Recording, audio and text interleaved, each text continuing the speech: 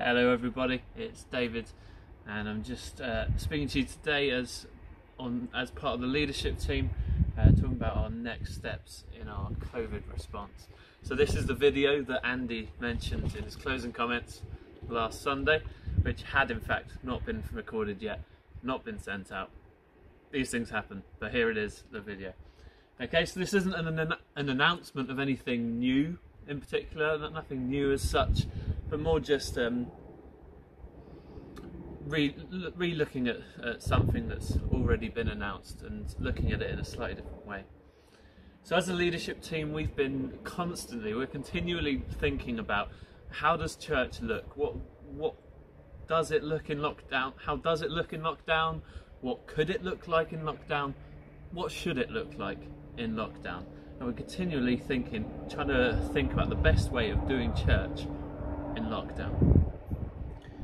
Now, as lockdown eases, businesses and shops are rushing to get back and get open their doors as soon as they can, filling out all the forms, ticking all the boxes, getting everything in place so that they can reopen as quickly as possible. Now, this is because businesses and shops are broken by lockdown.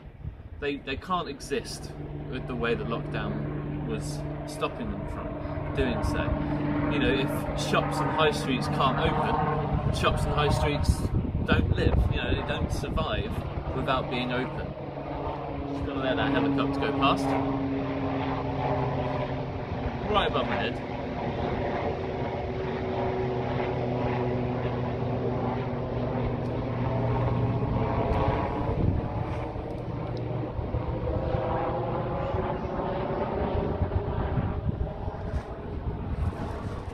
So as I was saying, businesses and shops have rushed to reopen as lockdown has started to ease. And it's because businesses are broken by lockdown. And so as these restrictions are slightly lifted, they're rushing to get back open, because if the high street can't open, the high street can't survive.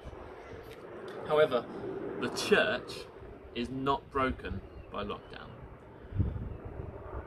The church, as the body of Jesus Christ, cannot be defeated by this lockdown. Jesus has won the ultimate victory once and for all on the cross, meaning that we cannot be defeated. These limitations cannot stop us from being the church, cannot defeat the church, cannot break the church. The church cannot be knocked out. So, instead of just desperately rushing to get back to as close to the old normal as possible, such like shops are doing, instead we want to look at the current rules, the current regulations, and we want to think, what is the best thing that we can do? How is the best way that we can do church right now? So as we move into September, we're going to move into a new phase of our COVID response, and we're calling it Church Online Together. Okay? So the current guidelines, as I'm sure many of you know, all of you know, current guidelines are that 2 households can meet inside one of those houses, one of those homes. As long as they're doing their best to maintain that social distancing, keep up with the current guidelines, 2 households can meet inside one home. Or up to 6 people, regardless of the number of households, can meet in an outside space.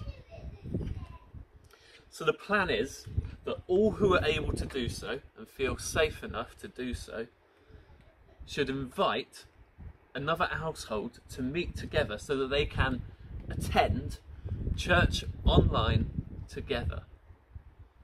Okay? So if you feel like you've got the space to invite another household in to watch church together, to attend church online together, then do it.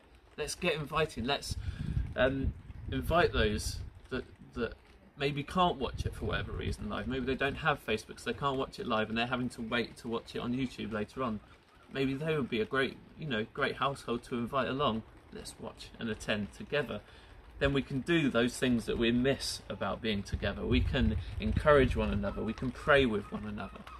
Okay? So, let's be thinking, who can we invite? And it can be different household every Sunday. Maybe it's older members of the church who perhaps don't have easy access to the internet. Perhaps they'd be great people to invite. Perhaps someone you've not heard from since lockdown. Maybe someone you're normally close with, you haven't really heard from properly since lockdown began, you haven't seen. Invite them along. Perhaps it's a young family who's just moved house, and so they're surrounded by boxes and can't invite anyone round theirs, so maybe you could invite them round.